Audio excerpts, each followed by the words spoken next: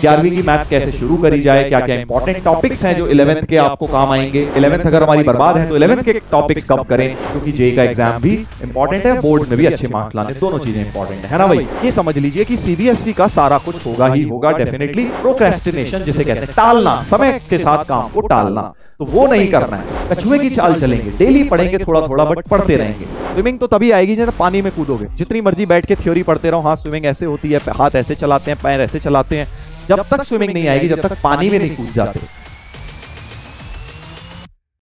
Hello बच्चों, कैसे हो आप सब लोग। तो उम्मीद है भाई आप सभी बच्चे बहुत बढ़िया हैं। और आज का मैं आप लोगों के लिए एक सेशन लेके आया हूं, एक छोटा सा सेशन, जो कि उन बच्चों के लिए है जो 2025 में JEE Main as well as advance की प्रिपरेशन के लिए एग्जाम देने वाले हैं 2025 में, राइट। और इस साल 12th क्लास में आ गए हैं, ठीक है। तो अगर आप क्लास 12th में आए हैं इस साल और आप ये समझना चाहते हैं कि किस तरह से मैथ्स को अपनी पूरी प्लान करूं इस पूरे साल के अंदर, बोर्ड्स के पॉइंट ऑफ व्यू से, जेई मेन जेई एडवांस किस तरह से प्लानिंग करूं, किस तरह से रिवीजन करूं 11th का, तो वो सारी चीजें आज के वीडियो में हम एक कंप्लीट रोड मैप डिस्कस करने वाले हैं कि क्लास 12th के अंदर जब आप अपनी मैथ स्टार्ट कर चुके हैं या अगर करेंगे तो किस तरह से बेस्ट स्ट्रैटेजी, बेस्ट प्लान क्या रहना चाहिए ताकि आपका आउटपुट बेटा अल्टीमेटली बेस्ट आए। देखो होता क्या है, पढ़ाई सिर्फ नहीं करनी है, पढ़ाई को मैंने पहले भी ये बात बहुत बार बोली है कि अगर आप वेल प्लान्ड तरीके से पढ़ाई करेंगे तो आपको सक्सेसफुल होने के चांसेस बढ़ जाएंगे बेटा, राइट। क्योंकि तैयारी तो सभी लोग कर रहे हैं, बट जो बेहतर तरीके से तैयारी करेगा उसका सिलेक्शन बेटा कंफर्म है,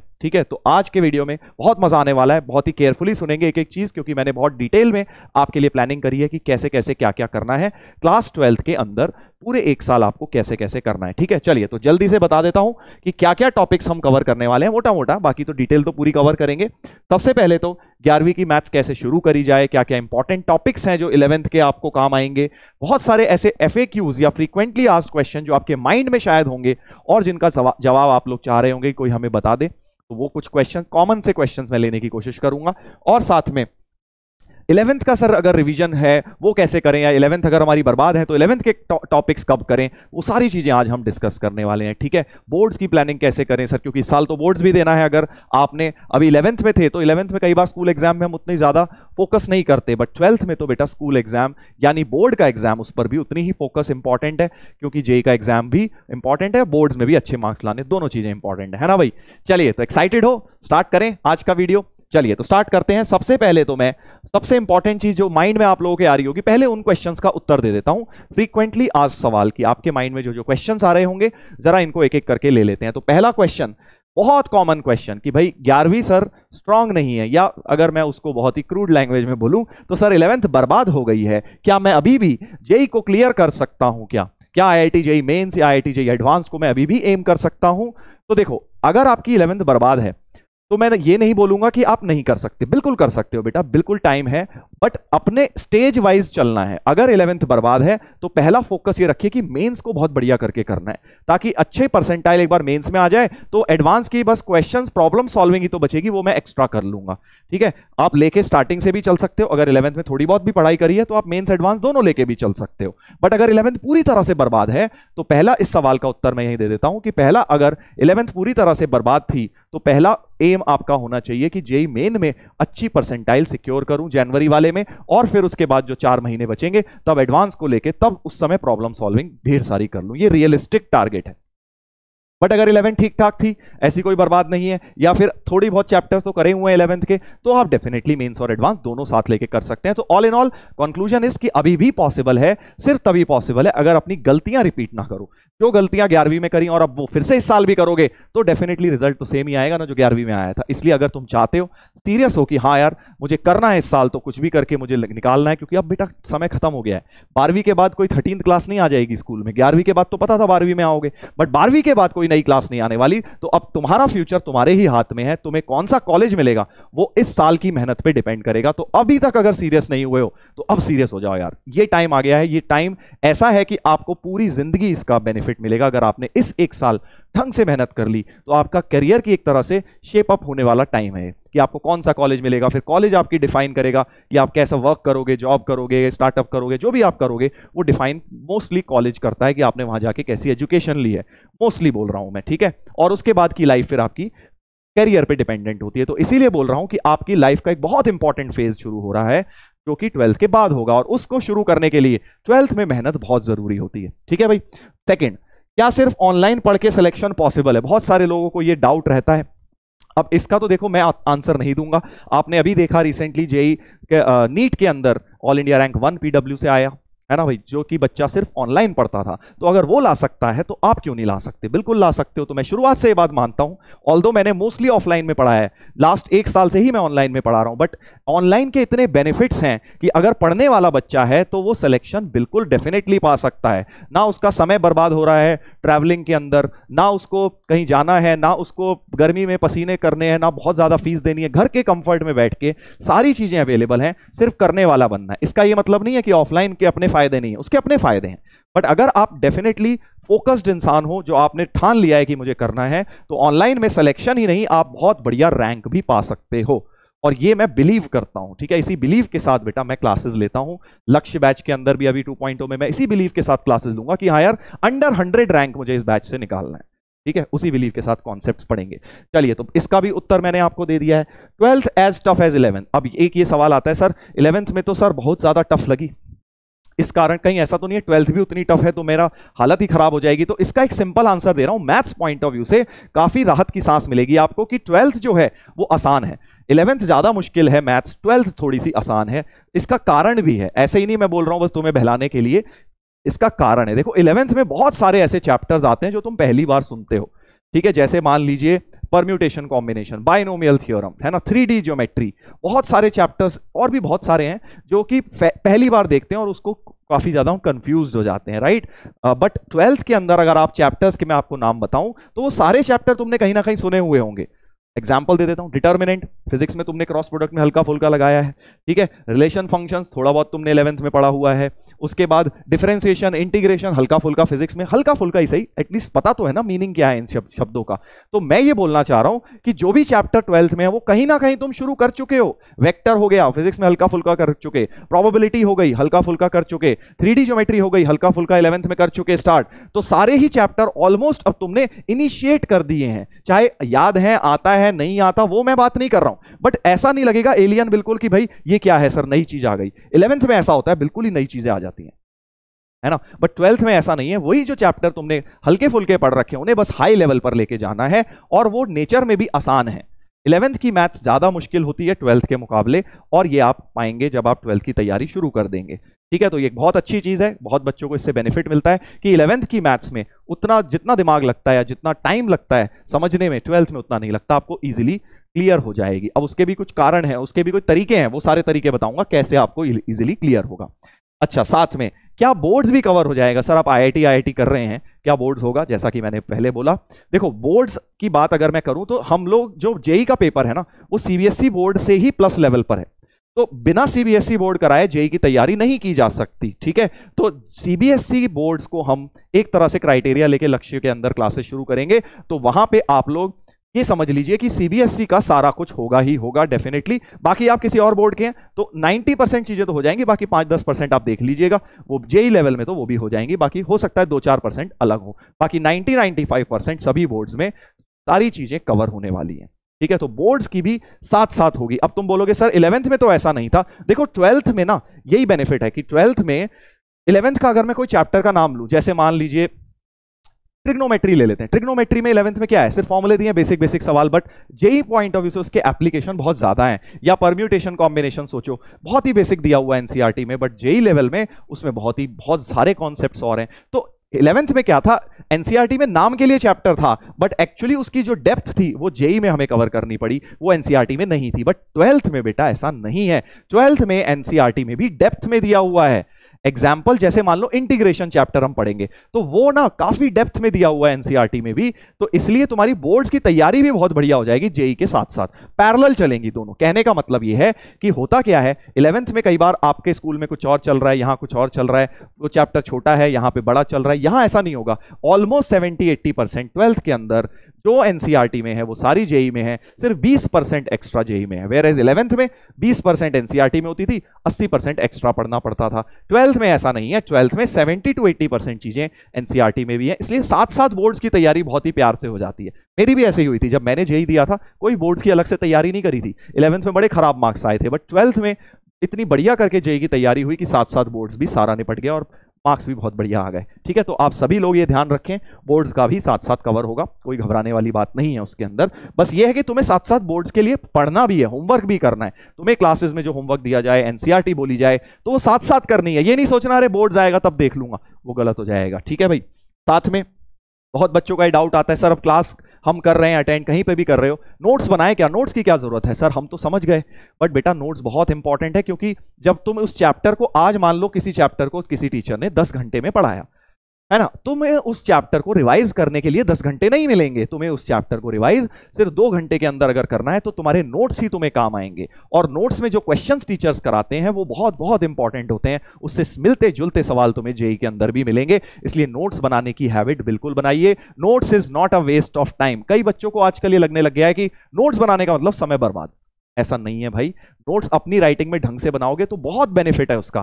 पहला बेनिफिट कि भाई आपको जब नोट्स बनाते हो तभी क्लैरिटी लेवल नेक्स्ट लेवल पहुंचता है, आपको पहले डबल क्लियर होगा नोट्स बनाते वक्त चीजों का। ठीक है, दूसरी चीज, आप जब रिवीजन करेंगे तो आपको बहुत हेल्प मिलेगी, आप उनको बहुत प्यार से कॉन्सेप्चुअली समझ सकते हैं दोबारा से जब रिवाइज कर रहे हैं। तीसरी चीज, जब आपको शॉर्ट नोट्स बनाने हैं, अपने नोट्स के अंदर ही आप छोटे छोटे नोट्स जब बनाओगे तो वो सारी चीजें आपका थॉट प्रोसेस बनाएंगी और आपको जेईई के पेपर में मदद देंगी। तो इसलिए नोट्स जरूर बनाएं, सभी लोग नोट्स जरूर बनाएं। राइट, चलिए कुछ क्वेश्चंस तो ये हो गए, अब आगे बढ़ते हैं। और भी कुछ एफएक्यूज मैंने सोचे हैं जो आप लोगों के माइंड में आ सकते हैं।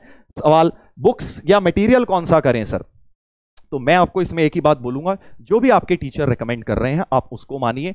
ऑलमोस्ट मैंने देखो खुद ऑलमोस्ट मार्केट में जितनी बुक्स हैं सारी देखी हुई हैं, सारी में ऑलमोस्ट सब, मतलब पूरी तो नहीं करी हुई, बट हाँ बच्चों ने डाउट्स पूछे हैं ऑफलाइन में इतने सालों से हर बुक में, तो जो बच्चों के डाउट्स हैं वो सब में से बताए हुए हैं। और मोर और लेस मैं एक ही चीज कंक्लूड करता हूं कि 60-70% क्वेश्चन तो सिमिलर है या सेम ही है या सिमिलर कॉन्सेप्ट पे हैं सभी किताबों में। सिर्फ 10-20% का फर्क है, और वो फर्क नहीं पड़ता कि वो आप कौन सी बुक कर रहे हैं, जो भी मटेरियल कर रहे हैं बस उसे पूरा करिए। एम ये होना चाहिए कि अगर मैं पीडब्ल्यू की डीपीपीज एंड मॉड्यूल कर रहा हूं तो वो पूरी होनी चाहिए, मैं कोई XYZ किताब कर रहा हूं तो वो ढंग से पूरी करनी चाहिए। ये नहीं कि मैंने 50 बुक्स लेके रख दी, अब मैं खुश हो गया, अब मुझे लग रहा है कि मैं जेईई की तैयारी कर रहा हूं, अब आएगा मजा।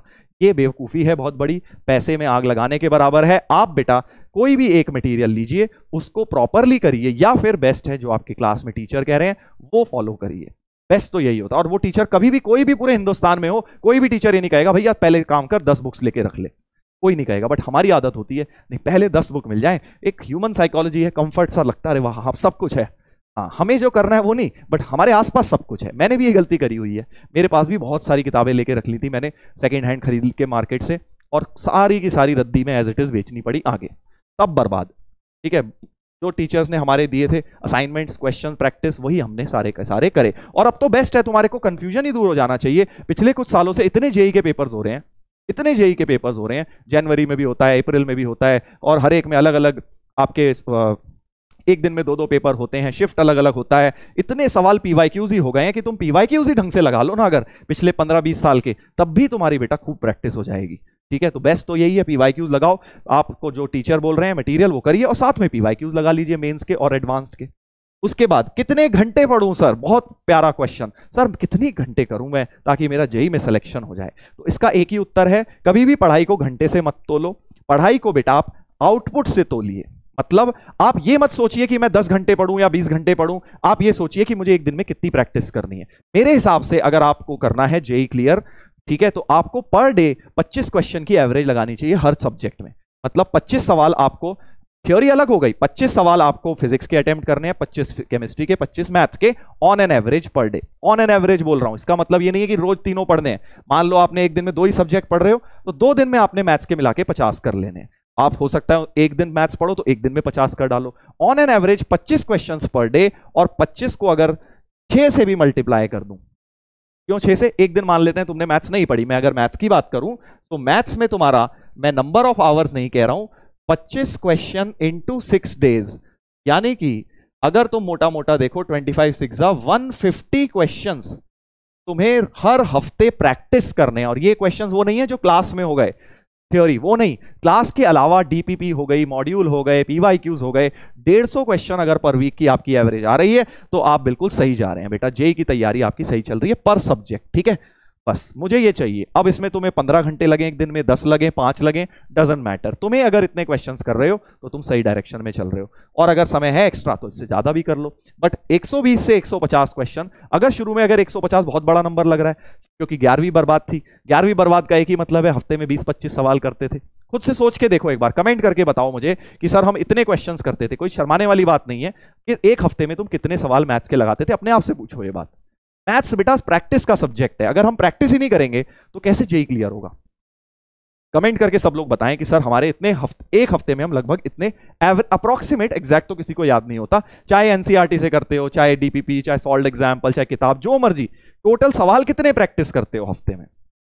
अगर वो 100 से कम है नंबर तो भाई तुम्हें पता है गलती कहां है, यहीं पर गलती है, क्योंकि अल्टीमेटली जितनी प्रैक्टिस करोगे उतना बेटर है। तो आज ही से कोशिश ये करिए, अगर ये बहुत ज्यादा लग रहा है 150, तो आप 25 की जगह 20 कर दीजिए भाई, 20 क्वेश्चन पर डे। 15 से शुरू कर लो, कहीं से तो शुरू करो। मैं तुम्हें ये बोल रहा हूं, अगर तुम्हें लगता है तुम बिल्कुल ही बहुत ही अभी जीरो लेवल पर हो, तो भाई 10 क्वेश्चन पर डे, 60 क्वेश्चन तो हफ्ते के शुरू करो। उससे अगर वहां पहुंचे हुए तो 20 क्वेश्चंस पर डे करो। अपने आप को इंप्रूव करिए और धीरे धीरे यहां तक पहुंचने की कोशिश करनी है। नंबर ऑफ आवर्स अपने आप, समय कब निकलेगा पता ही नहीं लगेगा। हमने कभी समय देख के पढ़ाई नहीं करी, हमें तो असाइनमेंट मिल जाता था, हमें असाइनमेंट पूरा करना है, वो हमारा मेन एम होता था। टाइम कितना लग रहा है, कभी 3 घंटे में हो गया तो क्रिकेट खेल लिया भाई बचे हुए टाइम में, नहीं हुआ तो रात भर बैठ के कर लिया assignment. That is how JEE की तैयारी इस तरह से होती है, या नीट की भी फॉर दैट मैटर। अब तीसरा सवाल तुमने देख लिया, 11वीं बर्बाद जिसकी हुई उन सब में से मोर देन 50-60% का कारण होगा बैकलॉग। बैकलॉग, बैकलॉग का मतलब समझते हो ना भाई? बैकलॉग मतलब पीछे का काम रह गया और आगे बढ़ गए टीचर, बहुत आगे बढ़ गए, पीछे का पाइलअप होता जा रहा है काम, तो वो अवॉइड करना है। अगर वो अवॉइड कर लिया तो बेटा 12वीं में तुम बढ़िया कर लोगे। 11वीं बर्बाद इसी कारण से हुई है ना, बैकलॉग। बैकलॉग क्यों आता है? क्योंकि भाई आप रेगुलर नहीं है पढ़ाई में। आज मन कर रहा है लेक्चर देखने का, मन नहीं है, छोड़ो ना यार आज क्यों, कल करेंगे। प्रोक्रेस्टिनेशन जिसे कहते हैं, टालना, समय के साथ काम को टालना, तो वो नहीं करना है। अपने को डेली का काम डेली निपटाना है। जैसे मैंने बताया कि भाई हफ्ते का टारगेट दे दिया ना तुम्हें, तुम हर हफ्ते अगर मैथ्स में 150 सवाल लगा लोगे, तुम्हारा जेईई मेन तो आराम से 98-99 परसेंटाइल आराम से आएगा। एडवांस करना है तो थोड़े से नंबर ऑफ सवाल और बढ़ाओ, थोड़े से और बढ़ा लो, बट इतने में बेयर मिनिमम मेंस तो आराम से होगा। तो आज से तुम ये कहना बंद कर दो मेरा बैकलॉग हो गया या मैं कितने घंटे पढ़ूं, तुम्हें टारगेट मिल गया। अगर तुम्हारा हर हफ्ते 150 सवाल हो रहे हैं, लेक्चर्स अटेंड हो रहे हैं, तो भाई बैकलॉग कभी बनेगा ही नहीं, और बैकलॉग नहीं बनेगा तो और 150 सवाल होते रहेंगे तो सिलेक्शन होगा ही होगा। हम उल्टा करते हैं, हम सिलेक्शन के पीछे भागते हैं। मैं बोल रहा हूं सिलेक्शन के पीछे नहीं, तुम अपने प्रोसेस के पीछे भागो। तुम्हारा प्रोसेस क्या है? हर हफ्ते में 150 सवाल लगाने, हर हफ्ते में जो लेक्चर्स हुए उन्हें ढंग से देखना है, उनके नोट्स बनाने, उनको रिवाइज करना और 150 सवाल लगाने, बस। इसके बाद समय मिले अपना मैच देखो, खेलो कूदो, जो करना है करो, ठीक है, बट इतना काम करना जरूर है। ये नहीं कि अरे आज ही तो क्लास शुरू हुई है, आज क्यों, कल से कर लूंगा, परसों से करता हूं ना प्रैक्टिस, अभी क्यों। टालना नहीं है, आज से जो काम शुरू हो सकता है वो आज से ही करना है। कल से जिसने बोल दिया वो पहले दिन ही बेटा वो पीछे हो गया, तो अपने को ये गलती नहीं करनी है, ठीक है। तो सभी लोग ये ध्यान रखें, बैकलॉग को बनने नहीं देना है, और उसका बेस्ट तरीका है आज का काम आज, कल का काम कल, ज्यादा से ज्यादा हफ्ते दर हफ्ते अपना काम निपटाते जाओ, बेस्ट स्ट्रैटेजी, ठीक है। लास्ट, सिलेबस कब तक खत्म हो जाएगा, रिवीजन प्लान क्या होगा? तो रिवीजन प्लान अभी डिटेल में डिस्कस करेंगे। सिलेबस तो देखो 12th में क्या है, जैसा मैंने तुम्हें बताया 11वीं से आसान है 12th की मैथ्स, तो मैथ्स में ना जल्दी खत्म हो जाता है 12th। 11th तो तुमने देखा जनवरी फरवरी तक चलती है, बट 12th का तुम्हारा जैसे लक्ष्य बैच अगर अभी शुरू हो रहा है तो दिसंबर तक तुम्हारा, या नवंबर एंड दिसंबर तक तुम्हारा आराम से सिलेबस निपट जाएगा, आराम से, कोई जल्दबाजी नहीं करेंगे, आराम से सिलेबस निपटेगा। और अगर तुम्हारा सोचो दिसंबर फर्स्ट वीक तक मैक्सिमम ये समझ लो, तो पूरा 1 महीना जनवरी जेईई मेन के लिए रिवीजन के लिए भी मिलेगा प्रॉपर तरीके से, ठीक है। तो समय बहुत है, घबराना बिल्कुल नहीं है। समय अगर आपने ठान लिया है तो अभी भी बहुत समय है बेटा जेईई क्लियर करने के लिए, बस आपको मेहनत करनी है, जैसा हम बोलेंगे आपको वो करते जाना है, राइट। चलिए आगे बढ़ते हैं। अब 11th के बहुत प्यारा क्वेश्चन ये कि भाई 11th सर बर्बाद तो हो गई है, बट उसके बहुत सारे टॉपिक्स हमें पता है 12th में यूज होंगे। आपने बोल तो दिया कि अभी भी सिलेक्शन पॉसिबल है, बट सर अगर 11th के टॉपिक्स का यूज होगा मैथ्स में तो वो कैसे करेंगे सर, उसको हम मैनेज। तो बहुत सही जेन्युइन क्वेश्चन है ये, इस क्वेश्चन को हम बहुत डिटेल में आंसर करेंगे और बेटा इसको बहुत सीरियसली भी लेंगे। देखो होता क्या है, आपको ये बात 11th में बहुत बोली गई होगी कि ट्रिग्नोमेट्री बहुत ज्यादा यूज होने वाला है, बहुत ही ज्यादा यूज होने वाला है पूरी की पूरी 12th के अंदर। 11वीं का ट्रिग्नोमेट्री अगर तुम्हारा वीक है, फॉर्मुलेज लर्न नहीं है, या जो भी है, उसको बेसिक स्टार्ट करिए। स्टार्ट करिए उसको पढ़ना, ठीक है। कैसे? अपनी 11th की एनसीईआरटी से पढ़ लो, जहां स्कूल लेवल पढ़ा हुआ था उतना पढ़ लो, फॉर्मुलेज लर्न कर लो। और अगर आप लक्ष्य 2.0 में एनरोल्ड हैं तो 11th के आपके साथ 11th वाला अर्जुना बैच भी आपको फ्री ऑफ कॉस्ट मिला होगा, जहां मैंने ही क्लासेस ली हुई हैं अर्जुना के अंदर, पूरा पूरा चैप्टर पढ़ाया हुआ है। तो वो आप 2x स्पीड पे लगा के देख सकते हैं, जो जो उसके सब टॉपिक आपके वीक हैं, मिसिंग है, वो देख सकते हैं। एटलीस्ट टाइम को यूटिलाइज कर सकते हैं। ये चैप्टर्स बहुत यूज होंगे बेटा, पहले ही बता रहा हूं। ऑल्दो हम भी करेंगे, बैच जब शुरू करेंगे वहां पर हम भी एक एक चैप्टर को रिवाइज करेंगे, बट रिवीजन ही कर पाएंगे ना, पूरा पूरा थोड़ी पढ़ा पाऊंगा। तो इसलिए बेटर ये रहेगा समय रहते इन चीजों को रिवाइज कर लीजिए, आप लोगों को बेनिफिट मिलेगा। उसके बाद basic maths very very important, जैसे इनइक्वालिटी हो गई, लॉग हो गया, मॉड्यूलस हो गया, वेवी कर्व मेथड हो गया, ये सब चीजें आपको आनी चाहिए। 12th में बहुत लगने वाली हैं, पूरे 12th में कहीं पर भी लग जाएंगी। तो ये 3-4 चैप्टर अगर तुमने ढंग से पढ़ लिए तो 12th तुम्हारी सुधर जाएगी। दो तो बता दिए मैंने, ट्रिग्नोमेट्री, आइडेंटिटी और इक्वेशन दोनों, बेसिक मैथमेटिक्स जिसमें लॉग आ गया, मॉड्यूलस आ गया, और अपना वेवी कर्व मेथड आ गया, इनइक्वालिटीज आ गई, ये सब। उसके बाद क्वाड्रेटिक इक्वेशन, ये कोई बहुत मुश्किल चैप्टर नहीं है, ठीक है, थोड़ा बहुत रिवाइज कर लीजिए। ग्राफ कैसे बनते हैं, क्वाड्रेटिक सॉल्व कैसे होती है, sum of roots, product of the roots, ये सारी चीजें आपको आनी चाहिए क्वाड्रेटिक की, क्योंकि ये भी कहीं पर भी मिक्स हो जाएंगी। उसके बाद कोनिक सेक्शन, मुझे पता है अब यहां पे लोग घबरा जाएंगे, सर कोनिक सेक्शन तो फिर पैराबोला, इलिप्स, हाइपरबोला तो हमने पढ़ा ही नहीं है। नहीं पढ़ा तो ये मेजर नहीं है। देखो ये है मेजर, ये 3 है मेजर, इनका काम 80% टाइम्स आपको, या 70% ऑफ द 12th में आएगा। 70% चैप्टर्स में इसका काम आएगा, इसका काम 70% ऑफ द चैप्टर्स में आपको कहीं ना कहीं मिलेगा ही, ठीक है। 60% मान लो, चलो 60 to 70। कोनिक सेक्शन का इस्तेमाल ज्यादा नहीं होगा, हल्का फुल्का एप्लीकेशन ऑफ डेरिवेटिव में होगा। तो अगर ये पढ़ रखा है बहुत अच्छी बात है, नहीं पढ़ रखा तो भी कोई दिक्कत वाली बात नहीं है, बेसिक से ही कराया जाएगा। बट हाँ, स्ट्रेट लाइन की इक्वेशन, स्लोप वगैरह क्या होता है, इतना तो स्ट्रेट लाइन मेन तो आना ही चाहिए। ये आपका एप्लीकेशन ऑफ डेरिवेटिव में ही मेनली इस्तेमाल होगा, थोड़ा बहुत 3D ज्योमेट्री में होगा, ऐसी कोई बड़ी बात नहीं है। बाकी बहुत आगे जाके होगा वो, राइट। परम्यूटेशन एंड कॉम्बिनेशन, मुझे पता है इसको देख के भी कई लोगों को हाँ धड़कनें तेज हो गई, सर हमें तो आता ही नहीं है। तो अगर परम्यूटेशन कॉम्बिनेशन नहीं आता तो अभी एकदम से मत पैनिक हो। पहली बात तो एकदम से नहीं चाहिए, ये चाहिए 12th के एंड में जब प्रोबेबिलिटी करते हैं, वहां पे अगर जेई लेवल की प्रोबेबिलिटी आपको ढंग से करनी है तो आपको पीएनसी की जरूरत बेटा पड़ने वाली है, ठीक है। अब सर एकदम से नहीं करना है, ये नहीं कि अरे सर ने बोल दिया अभी कर लेता हूं। आराम से अपने माइंड में रखना कि भाई प्रोबेबिलिटी शुरू होने से पहले तक पीएनसी को निपटाना है। अब कैसे निपटाओगे? अगेन, अगर आप लक्ष्य में हैं, अर्जुना का एक्सेस फ्री मिला है, वहां से आप मेरे लेक्चर्स देख सकते हैं, पीएनसी के बहुत डिटेल में कराया हुआ है, ठीक है। बट अगर आप पे उतना समय नहीं है या आप एनरोल नहीं है, आप चाहते हैं कि सर हम तो YouTube में आपको देख रहे हैं, तो आप YouTube पे भी पीएनसी सर्च करेंगे तो मेरे मंजिल के लेक्चर्स आपको मिल जाएंगे। वहां भी मैंने 6-6, 7-7 घंटे के लेक्चर्स लिए हुए हैं और पीएनसी वहां पे पढ़ाया हुआ है, वहां से भी आप पढ़ सकते हैं। बट एकदम से नहीं जरूरत है, इसको आप आराम से 2-3 महीने के बाद भी पढ़ लीजिएगा, प्रोबेबिलिटी शुरू होने से पहले, जो कि लास्ट चैप्टर है, ठीक है। तो इसलिए घबराना नहीं है, ये चैप्टर भी पढ़ के रहना है। तो ये कुछ ऐसे चैप्टर्स हो गए जो कि अब सीक्वेंस सीरीज, हल्का फुल्का एपी जीपी उतना तो मैं लिख नहीं रहा हूं, क्योंकि ऐसे तो वो यूज होगा ही वैसे भी, तो बेसिक तो ऐसे होंगे ही, ठीक है। बट मेनली जो पूरे पूरे चैप्टर यूज होंगे वो है ट्रिग्नोमेट्री 1 and 2। 1 and 2 का मतलब समझ रहे हो ना, आइडेंटिटीज और इक्वेशन, बेसिक मैथ और क्वाड्रेटिक, ये 4 चैप्टर मेन है जो कि 11वीं के शुरू में तुम्हें कराए गए होंगे, और जो कि हो सकता है आपने शायद तब तक आपका बहुत बैकलॉग ना बनाओ, थोड़ा बहुत आपने पढ़ भी रखा हो, तो इसका एडवांटेज आपको मिलेगा, ठीक है। बाकी कोनिक सेक्शन में छोड़ दो, अगर नहीं पढ़ रखा तो एओडी एक चैप्टर में काम आएगा, वो भी स्ट्रेट लाइन में, मेन स्ट्रेट लाइन काम आएगा अपने को, राइट। तो इतना तो अपने को ये 3 चैप्टर अपना टारगेट होना चाहिए कि 12th शुरू करनी है तो इन 3 चैप्टर्स को ढंग से हम स्ट्रांग बना लें, पहले 3, ठीक है। तो ये बहुत इंपॉर्टेंट है, ये बात बहुत इंपॉर्टेंट है, जो आई होप अब आपको क्लियर हो गई है। ये सारे चैप्टर्स यूज होने वाले हैं। अब जनरली 12वीं में आके हम क्या मिस्टेक्स अवॉइड करें? देखो वैसे तो तुम लोग अगर 12th में आए हो और 11th में तैयारी करी थी तो फिर तुम्हें पता ही है क्या मिस्टेक्स अवॉइड करनी है, जो वहां करी थी वो नहीं करनी। बट अगर हो सकता है तुमने तैयारी करी नहीं, तुम सोच रहे हो कि सर मैं कहीं गलतियां ना कर दूं, तो मैं तुम्हें भी बता देता हूं बेटा क्या क्या गलतियां आपको, सबसे ज्यादा इंपॉर्टेंट चीज अवॉइड करनी है कि भाई हम डेली नहीं पढ़ते।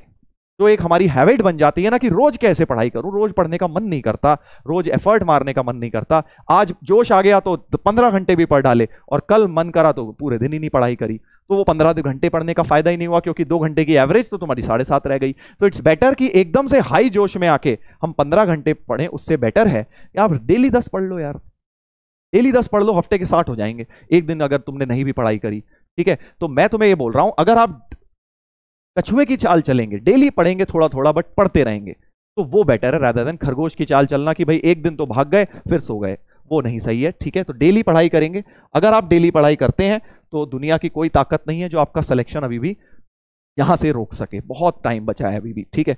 नॉट डूइंग एनसीईआरटी, हाँ ये एक बहुत कॉमन गलती है जो 11वीं में, क्योंकि हमें इतना फर्क नहीं पड़ता, स्कूल में कई लोग डमी लेके बैठे होते हैं, उन्हें लगता है कि यार 11वीं के मार्क्स इंपॉर्टेंट नहीं है, बट 12th में आके गलती नहीं करनी, हमें साथ साथ बोर्ड्स के लिए भी तैयारी करते चलना है। हमें लगता है अरे हम तो जेई वाले बच्चे हैं, हम क्यों एनसीईआरटी या जो भी टेक्स्ट बुक है आपकी वो क्यों करें हम स्कूल की, ऐसा नहीं है। अगर तुम्हें लगता है कि तुम इतने बड़े चैंपियन बन गए हो भाई, तो उस बुक को निपटाओ ना, पहले जल्दी निपटाओ। तो बेस्ट थिंग इज कि ये उसको इग्नोर करना सोल्यूशन नहीं है, एनसीईआरटी को इग्नोर मार देता हूं।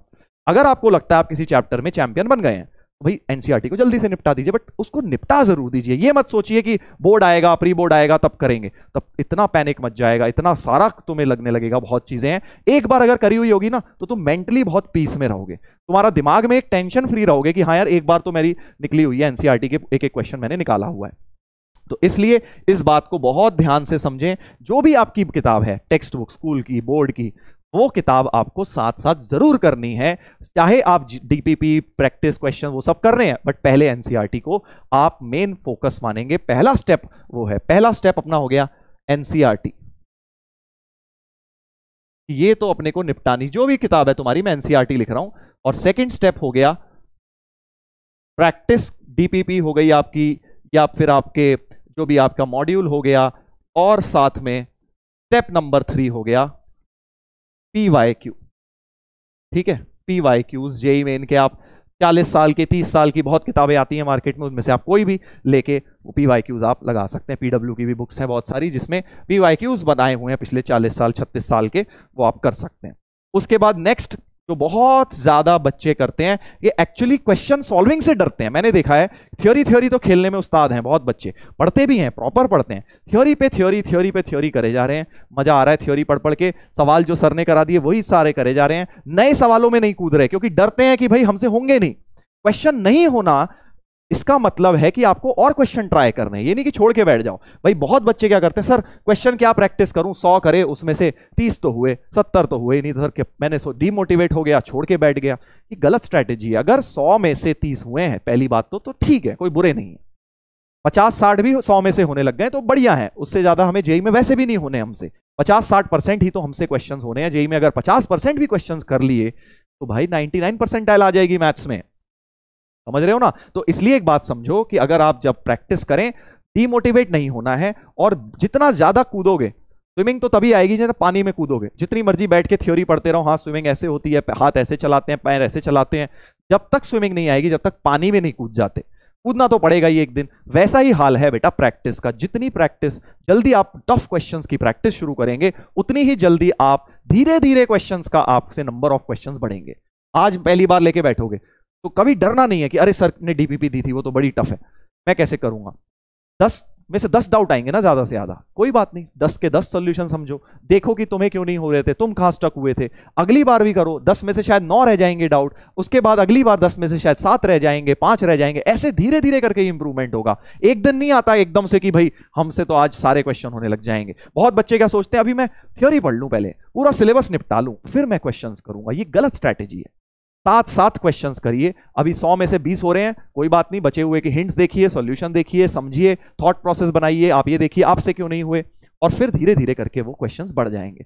हमने तो ऐसे ही करा है भाई। शुरू में हमने जब तैयारी करी जेईई की, 10 में से 10 डाउट आते थे डीपीपी के, टीचर भी फ्रस्ट्रेट होते थे बताने में, बट कोई बात नहीं, बताते थे। उसके बाद 12th में आते आते धीरे धीरे करते करते 10 में से 5 रह गए, 4 रह गए, 3 रह गए, ऐसे। तो वही आपको भी करना है, और वो तभी होगा जब जल्दी से जल्दी प्रैक्टिस शुरू करोगे। ये नहीं कि डरे हुए बैठे हो। डरना नहीं है यार, डरना किस बात से है, ज्यादा से ज्यादा वर्स्ट केस में क्या होगा, नहीं होगा। और डर के बैठ जाओगे तो क्या जेईई में क्वेश्चन तुम इजी मिलेंगे क्या? वहां डर, तुम्हारे डरने से ऐसा तो नहीं होने वाला कि जेईई का पेपर इजी हो जाएगा। जेईई का लेवल वहीं का वहीं रहेगा। तुम्हें डरना नहीं है, तुम्हें बस सवाल लगाने हैं बेटा, जितने आप क्वेश्चन लगा सकते हैं उतने लगाने। और टारगेट मैंने दे दिया है 25 क्वेश्चन पर डे, 150 सवाल पर वीक आपने लगाने ही लगाने हैं। उसके बाद जो नेक्स्ट गलती, प्रॉपर रिवीजन नहीं करते। चैप्टर नंबर 1 शुरू हो गया, देखिए ऐसे होता है 12th में आप चैप्टर 1 मान लीजिए आपका सपोज डिटर्मिनेंट्स होता है। चैप्टर 2 मैट्रिसेस हो गया, chapter 3 functions, relations and functions हो गया। अब जब चैप्टर 3 है, यहां पे गाड़ी ने रफ्तार पकड़ ली क्योंकि कैलकुलस शुरू हो गया है, अगला एलसीडी हो गया, एमओडी, एओडी, बहुत सारे चैप्टर। अब ये पता ही नहीं भैया डिटर्मिनेंट में क्या हुआ था, भूल गए, क्योंकि जब डिटर्मिनेंट पढ़ा था तब तो चैंपियन बन गए थे डिटर्मिनेंट के, बट अब हम उसकी रिवीजन ही नहीं कर रहे। तो इसीलिए नोट्स बनाए गए हैं कि आप बेटा मान लीजिए, सपोज एग्जांपल दे रहा हूं, आपका 1 ये हुआ, 2 हुआ, अब आप रिलेशन फंक्शन पे हैं, एक दिन आप बैठे हैं, आपका मन सा नहीं कर रहा आज क्वेश्चन करने का, थकान सी हो रही है, लग रहा है यार बहुत हो जाता है ना, कई बार बैठे हैं सर दर्द हो रहा है हल्का हल्का, मन नहीं कर रहा नए क्वेश्चंस लगाने का, तो आप भाई इसके नोट्स खोलिए डिटर्मिनेंट्स के और 1 घंटा निकाल के उसको रिवाइज करने बैठ जाइए। ऊपर ऊपर से उसे देखिए क्या बताया था सर ने, अच्छा ये क्वेश्चंस कराए थे, अच्छा ये फॉर्मूला होते हैं, वो आपकी आंखों के सामने से जब निकलेंगे तो सारी चीजें बेटा वापस से आपकी सबकॉन्शियस माइंड से निकल के कॉन्शियस माइंड में आ जाएंगी और सब चीजें रिवाइज हो जाएंगी। तो मेरे कहने का मतलब ये है कि जो भी चैप्टर पुराने 12th के होते जा रहे हैं वो आपको पीरियोडिकली उनके नोट्स रिवीजन तो करने ही है, ठीक है। Number 1 notes revision. मान लो आगे चैप्टर 5 पर हो तो अब मैट्रिसेस उठा के बैठ गए, रिलेशन फंक्शन उठा के बैठ गए, ठीक है, या टेस्ट आने वाला है उससे पहले आपने इनके रिवीजन कर लिए, तो रिवीजन करने की स्ट्रैटेजी बिल्कुल अलग से ही डिस्कस करूंगा, बट ये मेरा कहने का मतलब है नोट्स तो पीरियोडिकली रिवाइज करने, नोट्स के लिए किसी टेस्ट का वेट नहीं करना, टेस्ट आएगा तो कर लूंगा। मान लीजिए रिलेशन फंक्शन हो गया, लिमिट्स चल रहा है, लिमिट्स चल रहा है तो आपने रिलेशन फंक्शन के एक दिन नोट्स उठा लिए, 1 घंटा ही तो लगना है, 2 घंटे लग जाएंगे रिवीजन करने में, बट वो शुरू में ज्यादा लगेगा, जब तीसरी साइकिल आएगी रिवीजन की तब और जल्दी जल्दी हो जाएगा, जब चौथी बार रिवाइज करोगे तो ओरली कर पाओगे, अच्छा ये तो याद हो गया, याद हो गया, ये ऐसे बताया था, ये ऐसे बताया था, ये ट्रिक ऐसे होती है। 4 बार अगर तुमने साइकिल कर ली हर एक चैप्टर के नोट्स रिवीजन की, तो जेई से पहले तुम्हारे दिमाग में सारे कॉन्सेप्ट बेटा बिल्कुल तुम्हारे स्ट्रांग हो जाएंगे, ठीक है। तो क्या बोला मैंने, जो भी चैप्टर चल रहा है हर चैप्टर में 1 दिन निकाल के 1 घंटा, संडे का दिन कर लो अपना फिक्स कि संडे को मैं कुछ नहीं करूंगा, 1 घंटा फिजिक्स, 1 घंटा केमिस्ट्री, 1 घंटा मैथ्स, पुराने चैप्टर जो हो चुका है 12th की बात कर रहा हूं, भी 11th के रिवीजन की अभी अलग डिस्कशन होगी, 12th के रिवीजन में आपको नोट्स इस तरह से रिवाइज करने हैं, ठीक है। तो ये बहुत इंपॉर्टेंट है रिवाइज करना, भी इसके ऊपर डिटेल में डिस्कशन करेंगे। फिर उसके बाद टेस्ट ना देना, बहुत कॉमन गलती, अरे सर टेस्ट अभी मैं प्रिपेयर्ड नहीं हूं, अभी कैसे टेस्ट दे दूं, सर टेस्ट तो बाद में दूंगा, एक बार ढंग से प्रिपरेशन हो जाए, वो दिन कभी नहीं आएगा, जेई की तैयारी में वो दिन कभी नहीं आएगा जब प्रिपरेशन ढंग से हो जाएगी, ट्रस्ट मी, ठीक है। तो अगर आप चाहते हैं कि आप जेई के लिए तैयार हो तो सबसे इंपॉर्टेंट चीज है टेस्ट कभी मिस नहीं करना है, जो टेस्ट आ रहा है चाहे आधी अधूरी प्रिपरेशन है जाके दो। सर आधी अधूरी प्रिपरेशन में मैं कैसे कर पाऊंगा, बेटा जेई वाले दिन भी आधी अधूरी रहेगी। दूसरी बात ये, आधी अधूरी से आउटपुट कैसे मिलेगा, कैसे समझ आएगा कि भाई एटलीस्ट जो कर रखे हैं क्या उनके एग्जाम में सही कर पा रहे हो, क्या टाइम के अंदर वो क्वेश्चन निपटा पा रहे हो, तो उतना ही सीख जाओगे, कम से कम एग्जामिनेशन टेम्परामेंट सीख जाओगे। बहुत चीजें होती हैं बेटा, एग्जाम देने का सिर्फ ये मतलब नहीं होता सिलेबस खत्म एग्जाम खत्म, नहीं, सिलेबस कम में भी एग्जाम को कैसे क्लियर करना है वो है जेई की कहानी। तो इसलिए जितने पेपर्स हो रहे हैं आज से अपने आप को प्रॉमिस करो कि कोई पेपर स्किप नहीं करोगे, चाहे जितना ही मन कर रहा हो कि यार छोड़ देता हूं ये वाला पेपर, नहीं स्किप करना, सब कुछ स्किप हो जाए, चाहे भले ही एक बार को क्लास स्किप हो जाए, बट पेपर कभी भी स्किप नहीं होना चाहिए, ठीक है भाई। चलिए अब ये मोस्ट इंपॉर्टेंट क्वेश्चन, जैसा कि मैंने बोला था 11th कैसे रिवाइज करूं, या इससे पहले एक डिस्कशन हम ये कर लेते हैं। 12th में मैंने जो चैप्टर आपने मान लो जैसे ये बताया, आज मान लो आप एल्स लिमिट्स पर हो, अब आपको डिटर्मिनेंट रिवाइज करना है, तो क्या क्या करना है। सबसे पहले तो आपको नोट्स किसी भी चैप्टर के बहुत अच्छी तरह रिवाइज करने हैं, जो आपको क्लास में कराया गया है उसका हर सवाल का एक पर्पस है, ऐसे नहीं कि सर का मन करा आज ये वाला करा देता हूं, कल मन करेगा वो वाला करा देता हूं। हर क्वेश्चन जो टीचर्स कराते हैं उसके पीछे कारण होता है, क्योंकि उससे मिलते जुलते सवाल उन्हें लगता है जेई और भी बना सकता है। इसलिए नोट्स के रिवीजन का मतलब ये नहीं है शॉर्ट नोट्स बना लिए, सर मैंने तो बस 5 प्रॉपर्टी डिटर्मिनेंट की लर्न कर ली, मैंने तो बस ये 6 फॉर्मूला लर्न कर लिए, हो गया रिवीजन। नोट्स रिवीजन का मतलब एक एक ट्रिक जो सर ने बताया, एक एक फॉर्मूला, एक एक ट्रिक, एक एक थॉट प्रोसेस कि कब क्या करना है, एक एक क्वेश्चन आपको पता होना चाहिए, हाँ सर ने ये वाला कराया था, ये ऐसे होता है, इसमें ये ट्रिक है, इसमें ये ट्रिक है। वो जब तक आपके माइंड में नहीं स्टेबल होगा आप जेई का एग्जाम में सक्सेसफुल नहीं हो पाएंगे। ट्रस्ट मी, ये मेन फॉर्मूला है जो बहुत मतलब 90% बच्चे इसी फॉर्मूले से जेई क्लियर करते हैं। वो 10% होते हैं एक्सेप्शनल, 10 भी मैं बोलूंगा बहुत ज्यादा बोल रहा हूं, 5% या 2% ही मान लो जो बिना नोट्स बनाए भी क्लियर कर सकते हैं। बट हम आम इंसान हैं, ठीक है, हमें आम इंसान की तरह चलना है, जेई की तैयारी वैसे करनी है जैसे आम इंसान करता है, और वैसे ही अगर हम करेंगे तो ही हमारे सक्सेसफुल होने के चांसेस बहुत ज्यादा बढ़ेंगे। बेटा it's a game of probability, अपनी प्रोबेबिलिटी मैक्सिमाइज करना चाहते हो तो तरीके को भी पहले ऑप्टिमाइज करो। ठीक है। और तरीका ऑप्टिमाइज कैसे होगा, जो टीचर्स बता रहे हैं वो बात मानिए, रिवीजन प्रॉपरली करिए, नोट्स रिवाइज करिए। फिर नोट्स के बाद क्या करेंगे, बस नोट्स इनफ है? नहीं, नोट्स तो शुरुआत है। आपने नोट्स के एक एक फॉर्मूला, एक एक क्वेश्चन कर लिया रिवाइज। अब आप क्या करेंगे, 25 क्वेश्चन इस चैप्टर के लेके बैठ गए और उन्हें टाइम बाउंड करके प्रैक्टिस किया। इसका क्या मतलब हुआ कि भाई जैसे मान लो डिटर्मिनेंट्स का एग्जांपल था, तुमने मान लो चैप्टर के नोट्स रिवाइज कर लिए पूरे बढ़िया करके। अब तुम किसी भी किताब, कोई भी डीपीपी, कोई भी ऐसे क्वेश्चन जो तुमने नहीं करे हुए वो लेकर बैठ जाओ और उनको देखो 1 घंटे में कितने हो रहे हैं। टाइम बाउंडेड प्रैक्टिस मतलब 1 घंटे को समय लगा के बैठो और देखो 25 में से तुमसे 15 हो रहे हैं, 10 हो रहे हैं, 12 हो रहे हैं, कितने हो रहे हैं। तो तुम्हें पता लगेगा कि भाई तुम्हारा एक्चुअल में टाइम को अगर मैं एक इंपॉर्टेंट फैक्टर मानूं तो मेरे से कितने क्वेश्चंस हो रहे हैं इस चैप्टर के, क्योंकि जेईई में भी बेटा इंपॉर्टेंट फैक्टर होगा समय। ठीक है, तो ये बात बहुत इंपॉर्टेंट है, कई लोग यहां मिस कर जाते हैं। 25 सवाल तो लेके बैठेंगे, बस सुबह से शाम हो गई पता ही नहीं लगा। अरे 1 घंटे में 25 लेने, और जो पहले हो रहा है उसे पहले करो। ये नहीं पहला नहीं हो रहा उसमें 1 घंटा उसी में निकाल दिया, नहीं। अगर पहला नहीं हो रहा 5वें पे आओ, 7वें पे आओ, 10वें पे आओ, जो हो रहा है पहले उसको निपटाओ, जैसे पेपर में करोगे। और साथ में अगर आपको समय है, ये 2 चीजें तो करनी ही है, बट इफ टाइम परमिट्स तो आप क्या कर सकते हैं, जो आपने मान लीजिए, जब रिवाइज करने की बात है तो जो आपने मान लीजिए जब पहली बार ये चैप्टर पढ़ा था तो कहीं ना कहीं से प्रैक्टिस करी होगी, डीपीपी करा होगा मॉड्यूल, तो वहां आपके जो डाउट्स आए थे उस समय, पहली बार में जो डाउट्स आए, जो कि आपने सॉल्यूशन देखने पड़े या आपको हिंट्स लिखनी पड़ी, उन क्वेश्चंस को री अटेम्प्ट करो। री attempt the questions, the doubt questions, जो आपके डाउट्स आए थे पहली बार पढ़ते हुए, जो पहली बार में हो गए थे सवाल, वो तो किसी काम के ही नहीं है। या आपको ऐसा लगा कि हाँ इंपॉर्टेंट डाउट हो सकते हैं या इंपॉर्टेंट क्वेश्चंस हो सकते हैं जो आपने मार्क करे हुए हैं।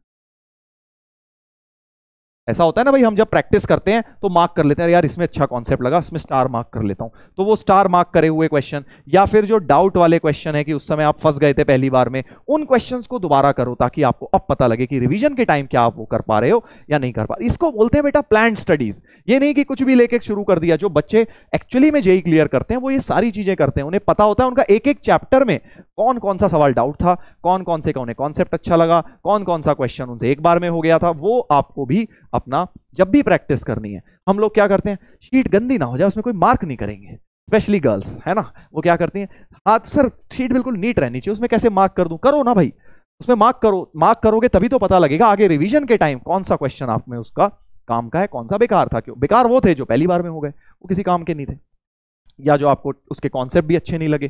ठीक है, तो ये कुछ तरीके हैं जो आपको 12th के रिवीजन के लिए करने हैं। अब 11th के रिवीजन पे आ जाओ। मैं बात कर रहा हूं 11th के रिवीजन का, तो ऑब्वियसली ये बात उनके लिए हो रही है जो कुछ चैप्टर 11th के पढ़ चुके थे, 11th में उन्होंने ठीक ठाक तरीके से किया। जिनकी 11th बर्बाद थी उनको बता दिया, साथ साथ आप जो बेसिक 3-4 चैप्टर हैं एटलीस्ट उतने भी कर लीजिए, बाकी 11th की टेंशन मत लीजिए। जिनकी 11th बर्बाद है वो 11वीं की टेंशन ना लें, 12th के सिलेबस के बाद देखेंगे। बट जिनको जेन्युइनली 11th के पढ़ने हैं, रिवाइज करने हैं, वो क्या कर सकते हैं, जेन्युइनली आपको अर्जुना का 2.0, अर्जुना पिछले साल वाले के एक्सेस मिला है, आप उसमें से रिवीजन कर सकते हैं। या अगर आपने नोट्स बना रखे हैं तो यही स्ट्रेटेजी, नोट्स बनाइए, नोट्स बनाइए। जिस दिन मान लो जिस वीक में कोई इजी चैप्टर चल रहा है, समय मिल गया, 12th को साइड में रख के नहीं 11th रिवाइज करना है। 12th का मान लीजिए काम जो है वो आपका फिनिश हो गया है किसी वीक, आपको लगता है आज मेरे पास 2 घंटे एक्स्ट्रा है, तो आप उसमें उस समय 11th के कोई एक चैप्टर उठा लीजिए, उसके नोट्स रिवाइज कर लीजिए और उसमें आगे सेम स्ट्रैटेजी लगा दीजिए, टाइम बाउंडेड प्रैक्टिस। इतना भी कर लोगे किसी किसी चैप्टर का, मान लो जून में तुम्हें किसी, मैं ये नहीं बोल रहा हूं बहुत फ्रीक्वेंटली फ्री टाइम मिलेगा, मान लो जून में तुम्हें 2 घंटे में 3 घंटे 5 घंटे मिलते हैं, तो तुमने क्या किया, तुमने अपना एक चैप्टर सपोज क्वाड्रेटिक रिवाइज कर लिया। फिर तुम्हें जुलाई में टाइम मिलता है तो तुमने सपोज डेडलाइन रिवाइज कर लिया, अगस्त में टाइम मिलता है तो ऐसे एटलीस्ट इतना भी कर लोगे तो 6-7 महीने में 6-7 चैप्टर तो बढ़िया से रिवाइज हो जाएंगे ना। या कोई टेस्ट आ रहा हो तब आप रिवाइज कर लीजिए, ये चीज आपको करनी है। अब आप बोलेंगे कि सर ऐसे तो बहुत ही कम होगा, अरे कुछ तो रिवीजन होगा। फिर मैंने तुम्हें बताया दिसंबर के बाद समय बहुत मिल जाता है रिवीजन करने का, नवंबर में जनरली बच्चों की तैयारी खत्म हो जाती है, दिसंबर जनवरी 2 महीने मिल जाते हैं 11th का रिवीजन करने के लिए, तब तक आप आराम से कर सकते हैं। तो 11वीं के रिवीजन की मैं ये बोलूंगा, मोटा मोटा टेंशन ना लें, 12th में पहले फोकस करें 12th को अच्छी तरह करने का, क्योंकि 12th की वेटेज भी ज्यादा है और इजियर भी है और फास्ट भी चलेगी। तो तीनों कारणों से पहले 12th को निपटाएं, अगर समय बीच में मिल रहा है तो 11th के वो चैप्टर कुछ कर लें, वो भी एक दो बहुत ज्यादा अपने आप को स्ट्रेस ना करें। और जब जो बच जाएंगे यार, थोड़े बहुत छोड़ के चले जाना। जेई में ऐसा थोड़ी है सारे ही करके जाने, हम भी छोड़ के गए थे, तुम भी छोड़ जाना। जो करके जा रहे हो एटलीस्ट अभी फोकस ये करो कि 12th के तो मेन हमें निपटाने हैं। चलिए, तो ये बात हो गई 11th कैसे रिवाइज होगी। और अब आ जाते हैं फाइनली कंक्लूजन पे। तो काफी सारी बातें बता दी है मैंने, 40 मिनट में तुम्हें बहुत बातें बता दी हैं, बट अब मैं उन सबकी एक तरह से समरी तुम्हें दे देता हूं। तो सबसे पहली समरी तो ये है कि अगर 11th वेस्टेड है then no problem, only if you are ready to work hard. अगर आप वो गलती दोबारा रिपीट करेंगे तो वही सब होगा। इसलिए 11th वेस्टेड है तब भी चांस बनता है, बचा है, बिल्कुल ढंग से पढ़ाई करोगे तो हो जाएगा। दूसरी चीज, बोर्ड्स और प्लस जेई को साथ साथ करते चलें, क्योंकि कॉन्सेप्ट तो साथ में सब टीचर्स कराते ही हैं, सिर्फ प्रैक्टिस भी तुम्हें साथ साथ निपटानी है, ताकि लास्ट में ऐसा ना हो कि फिर तुम्हें लगता है बोर्ड्स में कुछ भी नहीं हुआ तो अब 2 महीने चलो बोर्ड्स कर लेता हूं। फिर तुम्हें क्या होगा, जनवरी फरवरी जब रिवीजन का मेन टाइम होगा तब तुम्हें लगेगा अब तो बोर्ड्स में मैंने कुछ नहीं पढ़ा था, अब मैं बोर्ड खेल लेता हूं 2 महीने, फिर तुम्हारा जेई खराब हो जाएगा। जो मेन टाइम होगा उस समय रिवीजन का, उस समय तुम सिर्फ बोर्ड्स कर रहे होगे। सोचो, इसीलिए बोल रहा हूं, अगर साथ साथ एक बार बोर्ड्स की साइकिल निपटाई हुई होगी तो उस टाइम बोर्ड्स के लिए सिर्फ रिवीजन करना होगा, और सिर्फ रिवीजन के साथ तुम जेई के लिए भी रिवीजन कर पाओगे। तो ताकि तुम्हारा जनवरी फरवरी मार्च अच्छा चले, उस समय रिवीजन अच्छी तरह हो, तो इसलिए बोर्ड्स को साथ साथ निपटाते चलना है। Very very important. अगर आज के वीडियो में कोई एक बात सबसे इंपॉर्टेंट है तो वो ये है 12th के बच्चों के लिए। उसके साथ प्रैक्टिस 25 क्वेश्चंस पर डे, ठीक है, और इसका मतलब 150 पर वीक हो गए। इतने सवाल तो आपको प्रैक्टिस करने ही है, ठीक है। 6 दिन माने हैं मैंने, 25 × 6 करके, एक दिन मान लिया, छुट्टी मार ली तुमने, नहीं कर पाए तो उसमें भी मैंने स्कोप रखा है, ठीक है। रेगुलर पढ़ाई करनी है, रेगुलर स्टडीज करनी है, बैकलॉग बनने नहीं देना है आपको। रेगुलर स्टडीज का वही मतलब हो गया कि बैकलॉग नहीं बनने देंगे, कोशिश करेंगे हर हफ्ते का काम हर हफ्ते निपटे, और साथ में टेस्ट स्किप नहीं करने हैं, टेस्ट देने हैं, डोंट स्किप टेस्ट। तो ये एक तरह से आपकी समरी हो गई। बाकी जिन बच्चों की 11वीं बर्बाद थी, फिर से रिपीट कर रहा हूं, तुम अपना पहला टारगेट ये रखो कि जनवरी का जेई मेन तक बढ़िया करके करना है, फिर बाद के 3 महीने एडवांस भी फोड़ लेना, ठीक है। बट तुम आज से सोचोगे नहीं जोश बहुत बढ़ गया है सर, 11वीं में तो कुछ नहीं करा, मैं एडवांस भी फोड़ूंगा, अच्छी बात है बेटा, बट एडवांस भी कोई डायरेक्ट तो पहुंच नहीं जाता। अगर आप लेवल 1 लेवल 2 लेवल 3 की बात कर रहे हैं, ये अगर एडवांस लेवल है, ये बोर्ड लेवल है, ये जेई मेन लेवल है, ये एडवांस, तो भाई जाना तो इसी रास्ते से पड़ेगा ना। तुम सोचो मैं डायरेक्ट 3 लेवल पे पहुंच जाऊं, वो पॉसिबल नहीं है। तो आप ये सोच के चलिए कि पहला जेई मेन बढ़िया करना है, फिर 4 महीने में आराम से टाइम होता है, जेई एडवांस के भी क्वेश्चन फोड़ लूंगा। ये सिर्फ उनकी बात कर रहा हूं जिनकी 11वीं वेस्ट थी, बट जिन्होंने 11वीं में आधा पढ़ा है, थोड़ा बहुत पढ़ा है, थोड़ा बैकलॉग था या पूरा पढ़ा है, वो अपना जेई मेन और एडवांस दोनों को टारगेट लेके चलें और दोनों की प्रैक्टिस करते चलें, ठीक है। ट्रस्ट मी, ये बेस्ट स्ट्रैटेजी है, ये बेस्ट स्ट्रैटेजी है सक्सेसफुल होने की। चलिए, तो ये सारी बातों के साथ अपना हो गया है समाप्त आज का डिस्कशन। आई होप आप लोग समझ पाए कि किस तरह से अपने को मैथ्स का लेके चलना है इस पूरे साल में, किस तरह से कब आपको क्या करना है। तो 11th की रिवीजन जब जब समय मिले तब करते जाओ, उसको प्रायोरिटी मत रखो। प्रायोरिटी शुड बी 12th को टाइमली खत्म करना। 11th का कोई टेस्ट देने का मन कर रहा है, कोई all India test series join करके और 12th का छोड़ के बैठ गए और 11th का रिवाइज करने लग गए, वो गलत स्ट्रैटेजी है।